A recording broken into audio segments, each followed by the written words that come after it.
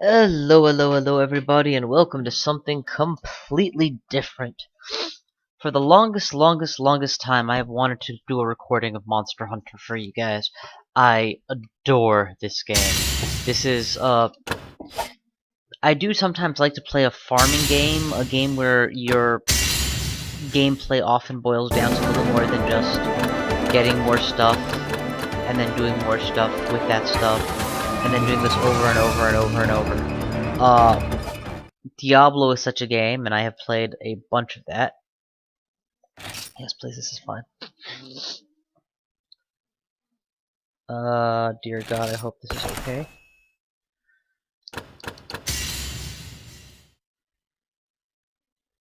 I should have a character. Good. Diablo is such a game, and I've played loads of that. But many such games often suffer from the problem of being, how do I put this? Trivially easy, and repetitive. You fall into a simple farming pattern and repeat it forever. Monster Hunter does not. Well, maybe it does and I forgot, but I don't think it does. And we will see how that, if that remains true. Really quickly, I'm gonna just take care of doing these things without explaining what I'm doing. Okay, so here's the core mechanic of Monster Hunter. And you'll have to, I apologize if this recording doesn't work out quite as nicely as I'd like it to. On the one hand, it is my first time attempting it, and on the second, this is a new emulator for me, so my controls and all might be new. But here we go. To begin with, the core mechanic is you go up to the quest giver, who gives you quests rated from 1 to 6 stars. You have to complete each tier before you get to the next tier unlocks, etc., etc. So let's look at the tier 1 quests. Right now, and these tend to be really easy quests, by comparison. Like kill some small monsters or get some items, because they're teaching you how to play the game. So I expect this to be relatively mundane, and it'll give me a chance to show how the game is. So let's do a simple one. I've already cleared slaying the Jaggies. Why not? Let's do bully the Bullfangs. You pay us a nominal fee to go on each mission, and then you're off. Let's start. When you hit go to mission, it will take you to a fully instanced area.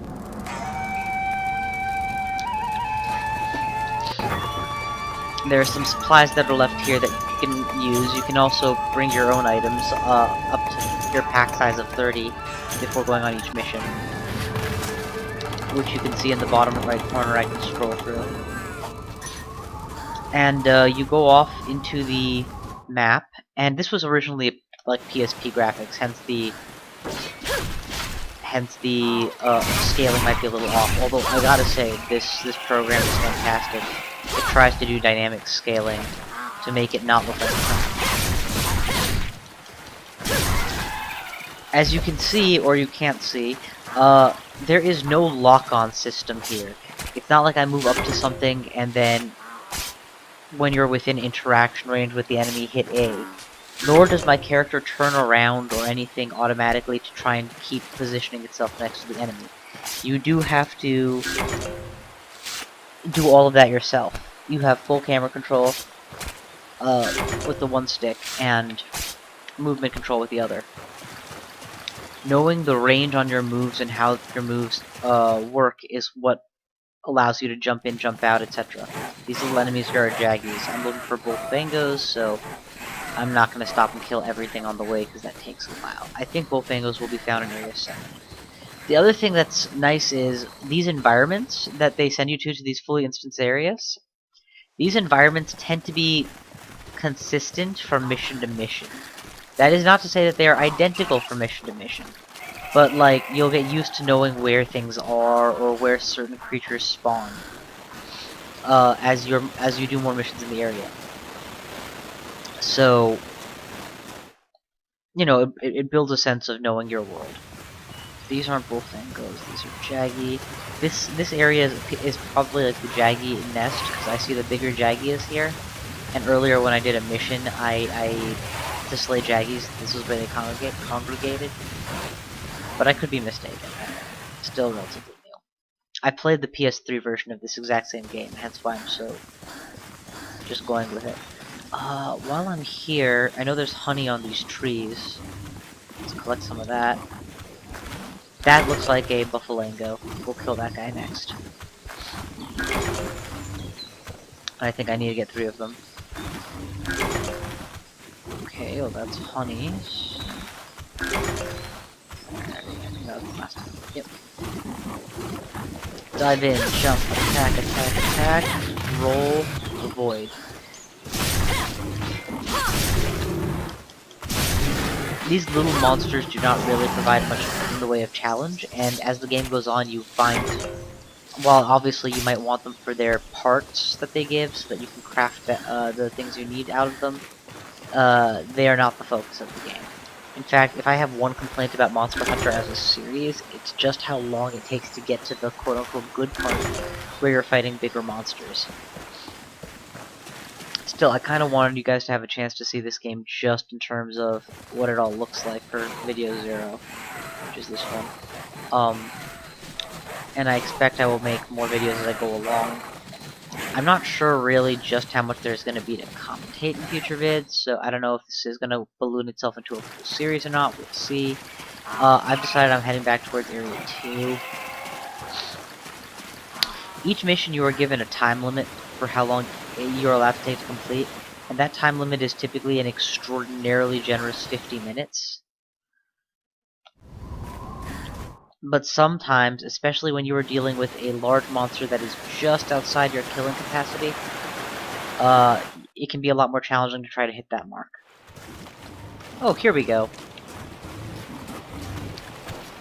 Easy kill. Roll.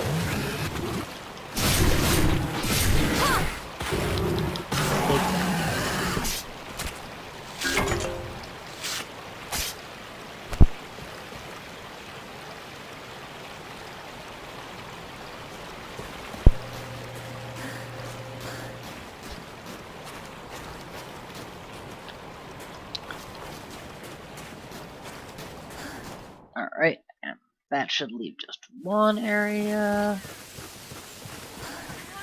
Oh, little felines. These things can steal your stuff. Skybridge. Man, they made this hard. Not hard isn't difficult, but hard isn't tedious. Gotta go and find all these guys. Would have hoped to find them in groups of 2 and 3. There we go, last one.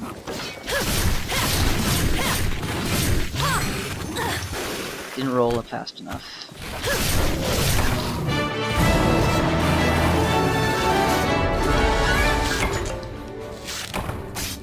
Okay, and there we go. Mission complete. I think there's honey in this area, actually. Yeah, royal honey, not honey. Honey is nice. It combines with a basic potion to make a super potion, which can be very useful, or a mega potion. Man, when I played this game on the PS3, it was in Japanese.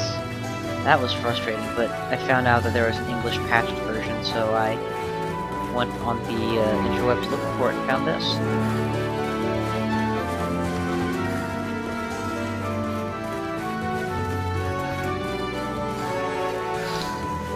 Okay, get me out of here.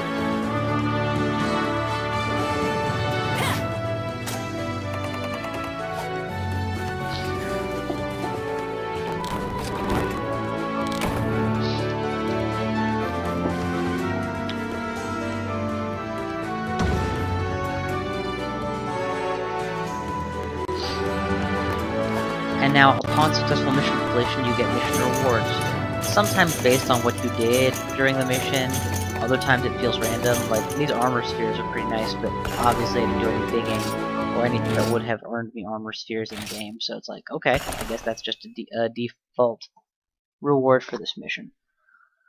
But whatevs, that's the core mechanic of the game. And oh, and you get paid for completing a mission, usually far in excess of what you had to pay to do it. So that's how it's generated. So that's 2 clears. Let's do a royal honey delivery mission. And really quickly though, oh no, hang on. I guess they're not gonna let me do this, are they? Oh, sweet, they are. I'm gonna buy a Farcaster if she has it. She does not. Okay, then I will check with the Wandering Merchant to see if he has it. Here we go, he has Farcaster. Farcaster instantly transports you back to the start. This is a gathering mission where you go out, get some stuff, come back to where the red box is right at the beginning of the level. So, this could go a whole lot faster with the Farcaster.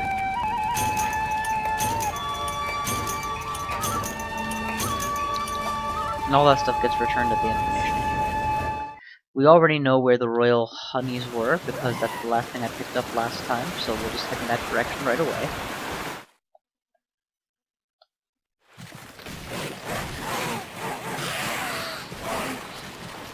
And here's a first instance of what I was mentioning earlier, since these missions often take place in the same few locations. You become more familiar with the locations. But you'll notice the enemy distribution changes. There was a Bullfango on that path during a Bullfango kill mission. In this mission, that is not the case. Typically, as you go higher in mission level, you end up facing stronger enemies in these same paths.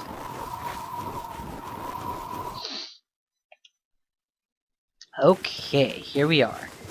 This is the box I found Royal Honey. I need, I think, 5 was the mission, so here's to hoping I find all of them in my first try. That's 1, 2, 3, 75. Seriously? It's stuck at 4?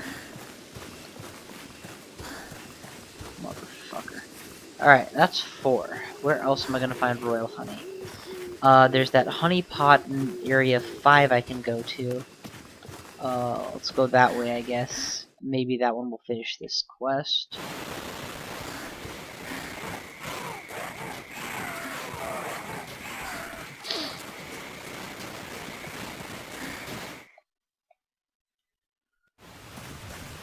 Problem is, I don't know if that honey pot is gonna ever do royal honey.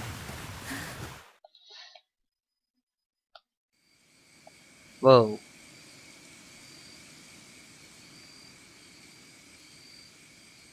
Oh, this is gonna be awesome. There's the honey I was looking for. That is not what I was looking for.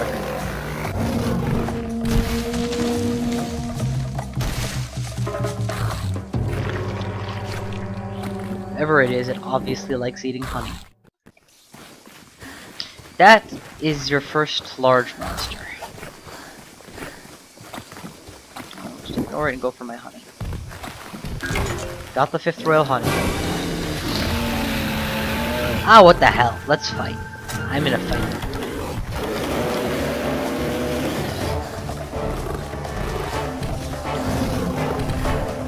And the beauty, and this is really the meat and potatoes. This is the heart and soul. This is the fun of Monster Hunter.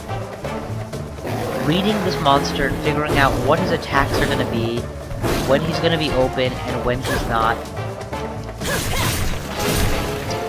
Like, I should have seen that coming, just for the way he leaned forward. But then he did it again.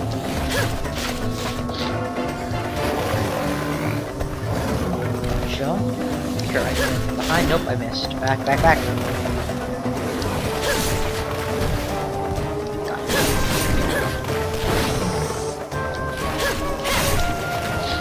And I'm using a sword and shield, which is a high mobility weapon class. There are other classes that have less mobility, and they're or less ability to defend, depending on, you know, what you're specializing on instead. The hammer class, the great sword, etc. And I say class, but I usually mean class of weapons. In this game, your character is not locked to use a given weapon when it's on creation. Any weapon you use before you go on the mission, that's your weapon. Oh, no you don't.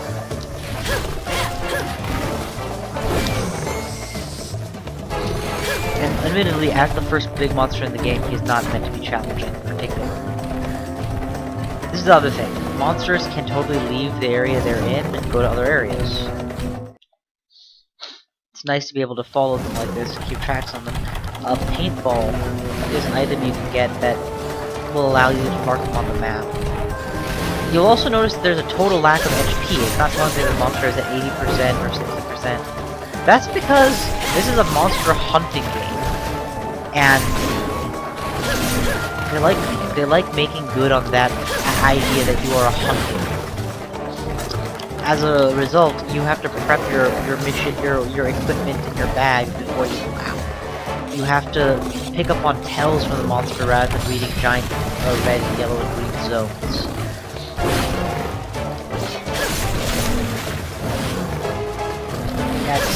Oh shit! Nope, he got me. He got me good and proper. I'm gonna use a heal potion to try to get back to better health. Give myself a bit of distance so he can't interrupt me. Charge.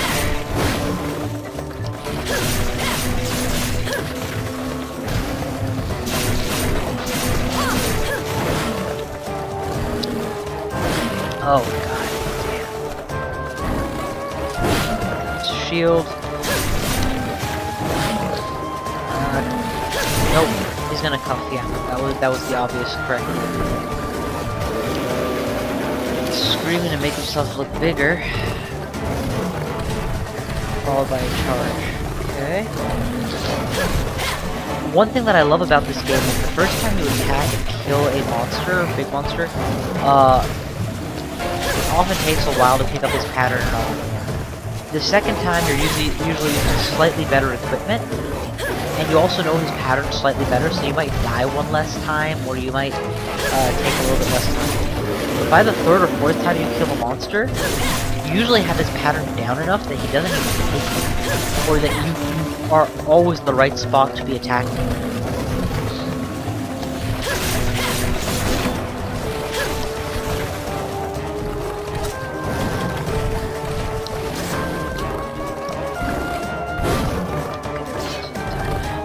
You'll notice that he's panting. As a general rule of thumb, when bosses start panting, they are in rage mode. What they do in rage mode varies from big monster to big monster. In his case, it's a triple or quadruple claw attack. Holy cow, is that effective? I'm gonna leave this screen because I need to both heal and sharpen my weapon. And hope he doesn't run off on me in that time.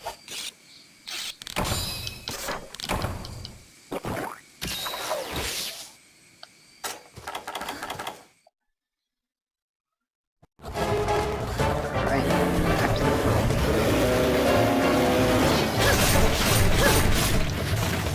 You know, when he stops to make himself look bigger and scream, he doesn't have an attack he's doing, so I'm thinking maybe I can use that as an opportunity to get a free attack. I misread that. Scream.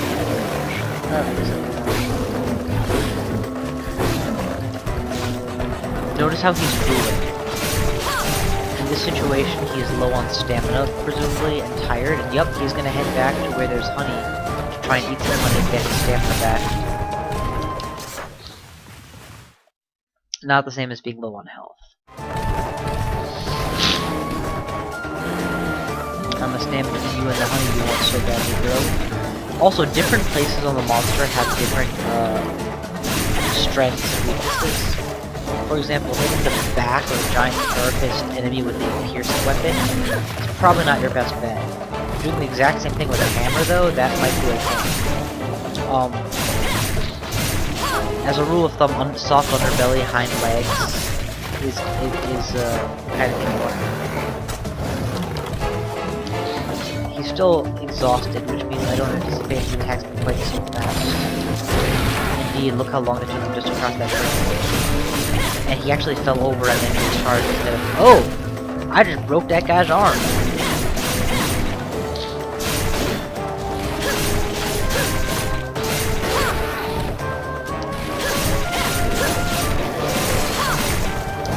But yeah, totally taking advantage of his low stamina to get a lot more attacks.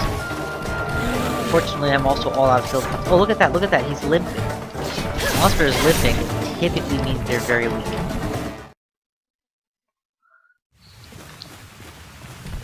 on.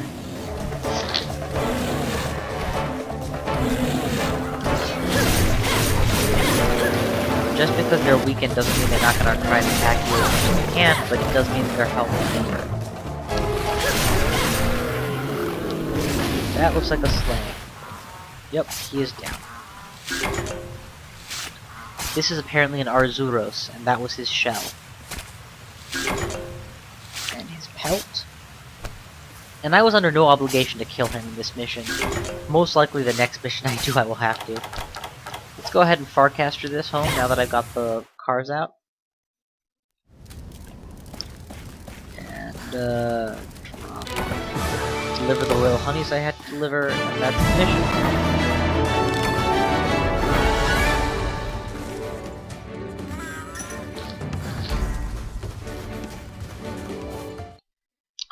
And the 20 seconds remaining to me. Carve up some Kelly. Try and get their horns.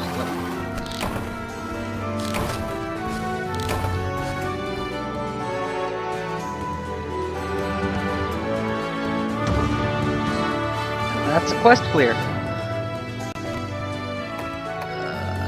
Take reward. Nah, just send it to the item box. So I'll get a few honeys, random stuffs, and Arzuros pelt for my bonus for having gone on a killing spree.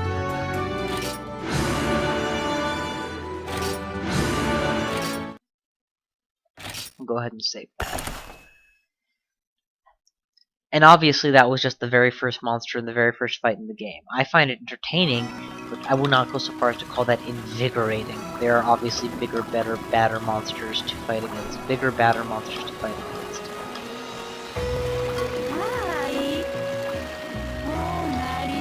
I'd like to get rid of it for us. I do not know why it's completely close to the drills lately, but I figured this keeps up. It's not the strongest mount, that's a bonus. It stands on two legs, watch out for its claws. You can assemble a shock trap that should be enough to stop it. So, as predicted, they have given me an urgent quest, which is hunt the Arzuros. When it says hunt, you can capture or kill it. Notably, this is a 2-star quest. You can see that at the top there, quest level 2 stars. It being a 2-star quest means that it's going to be a little bit, that the Arzuros in question might deal a bit more damage or have a bit more health than a tier 1 Arzuros. I'm gonna see if I can't upgrade my standing weapon a little. I'm currently using a Yukumo Saber? I can use armor spheres to increase its attack by a pittance. To actually upgrade it to a better weapon, I will require...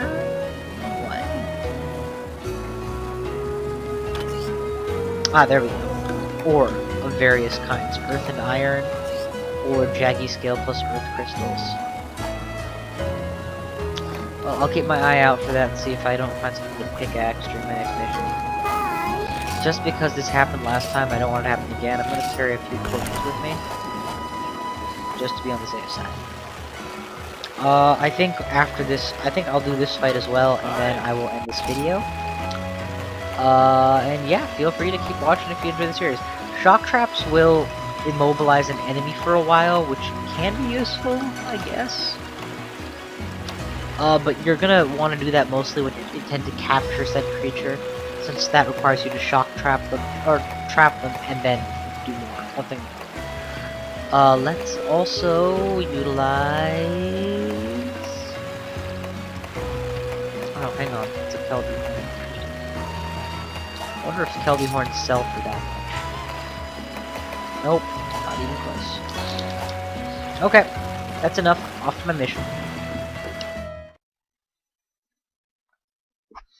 Blue Bear Arzuros. Yeah, this was the only reason I was hesitating about making the call to kill him last one. I suspected there'd be another. Oh, hey, look at this! They're giving me a free shock trap with free tranquilizer bombs. How generous of them! And these are actually called easy shock traps, so it's not really a shock trap, so it disappears after this mission is over. Presumably he's going to be in the honey area, so we'll go there and meet him right away.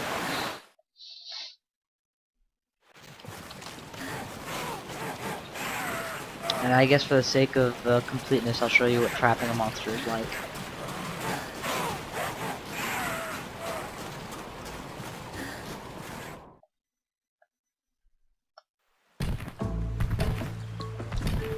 Oh, this one wasn't by the honey, he was by the stream. Man, the poor thing looks like it's half dead.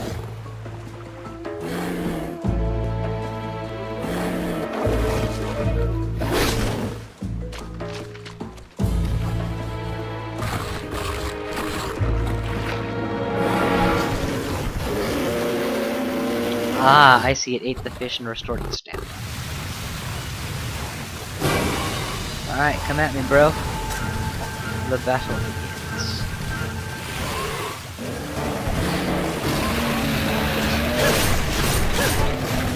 Coffin attack? Yup.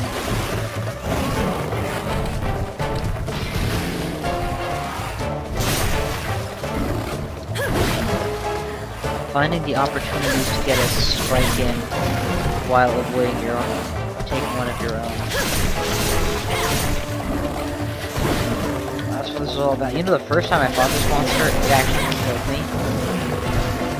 Because, you know, it's not that strong or that dangerous or anything, but then if you underestimate it, and it gets you in its triple strike. Well, look how much health I've lost already with just being caught twice.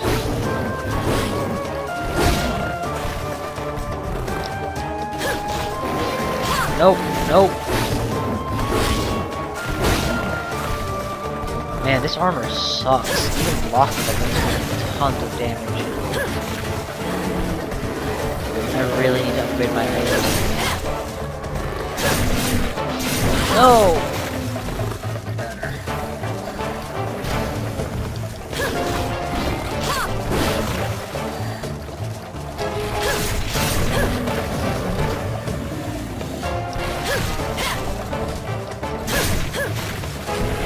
Technically could use a heal right now, but I'm trying to maximize the time I'm spent actually damaging the thing. There we go. Now that I need to both heal and sharpen my sword, I will back off.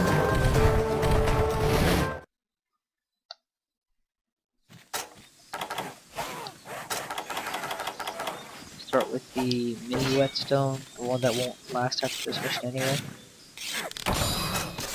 Then go with the potion, the first aid medication.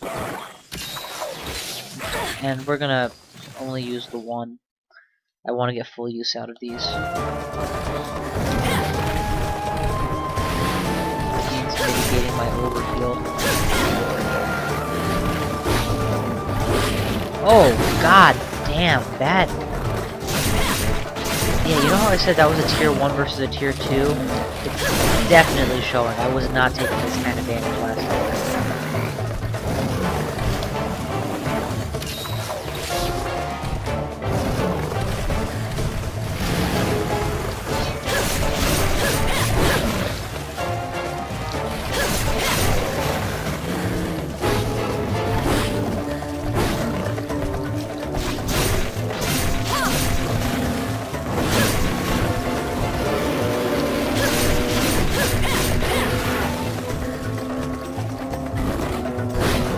Now he's enraged, which is fine. Do his thing.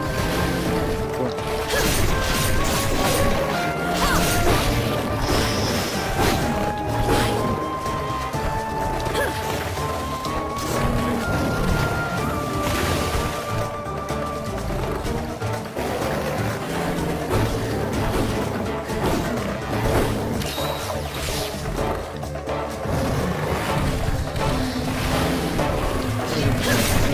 Swings and I have space.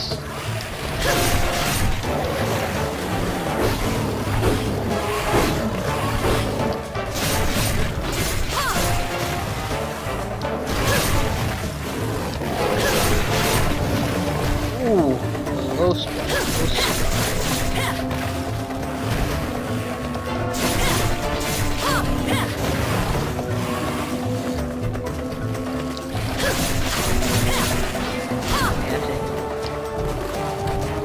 That guy's running out of stamina. let me absolutely sharpen my weapon so that I can take the best advantage of him in the next screen.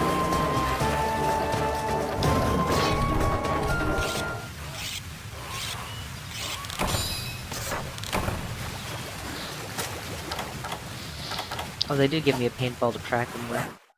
May use that after all, we'll see.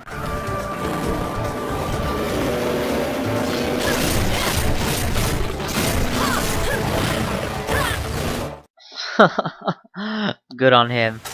Good on him. Definitely want to heal out of that.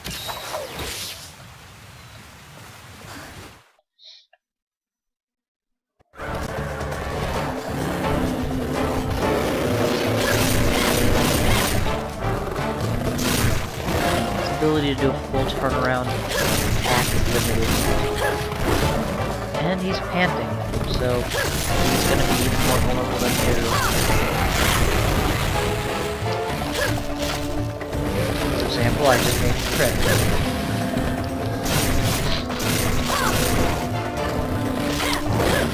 Oh, rolled and had to roll out of the arena as a result, so let's get that back in.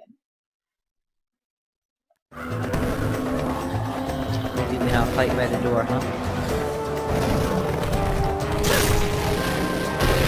Interrupt his charge.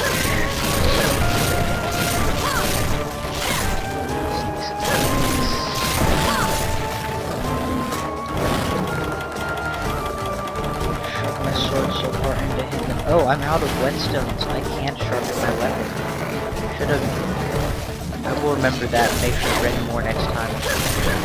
Now that my weapon is at lowest sharpness, not only does it deal less damage, but you'll also notice that I occasionally am going to plug off the armor on the side of his arm and his neck. Whereas before I was sharp enough to cut through it. Oh, but he's dead, so that solves the problem to everyone's satisfaction.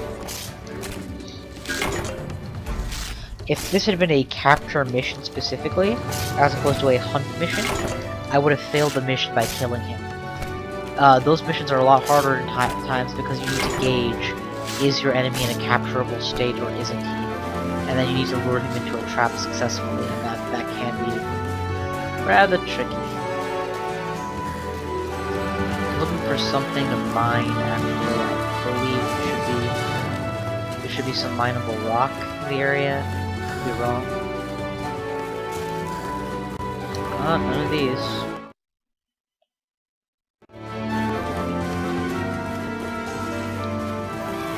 This guy.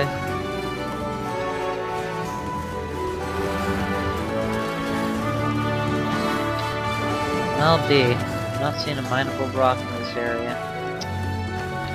Oh well, that should about clear my mission time, so... Yep, I will look for places to mine rocks elsewhere.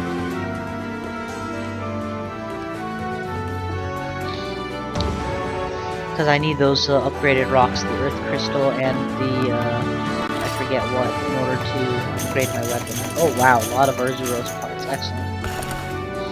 And I guess one more thing I'll show you before I actually quit, because it's been just about a half hour, I'd say, at this point.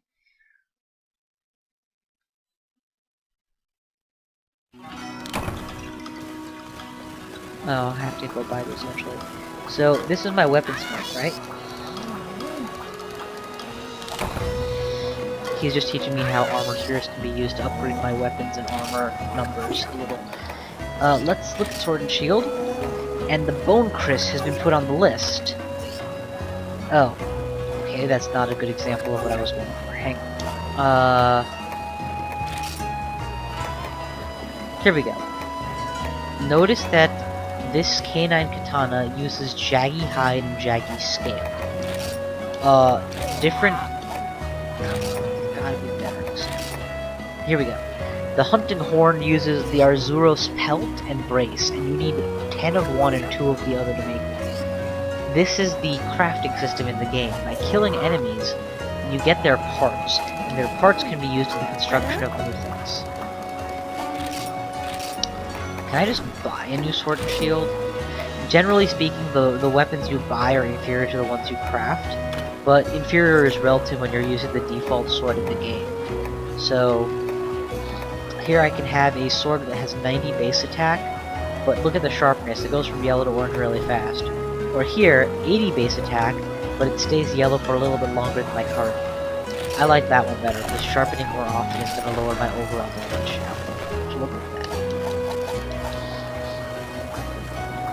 Alright, I promised I would cut the vid here, and so I will. Next time I will... Blah blah blah blah blah blah blah blah. There we go. Once you complete the urgent quest, typically the next tier of quest unlocks for you. And you'll note that areas have also unlocked for me. The Sandy Plains and Flooded Forest, 2 areas I hadn't been before, have unlocked. Well, wait, no, Flooded Forest I think is the one that I was just in, right? No, I was in the peaks. So I guess Flooded Forest is new, as well as Snowy Peaks. Perfect. And D/N day/night, because you know you might face different monsters. So we'll deal with these quests, at least some of them, later on. And next time we meet up, I will try and show you guys the farm also, and I will maybe try and figure out Cha-Chas on my own. I don't know, we'll see. Thank you all for watching, and I will see you guys next time.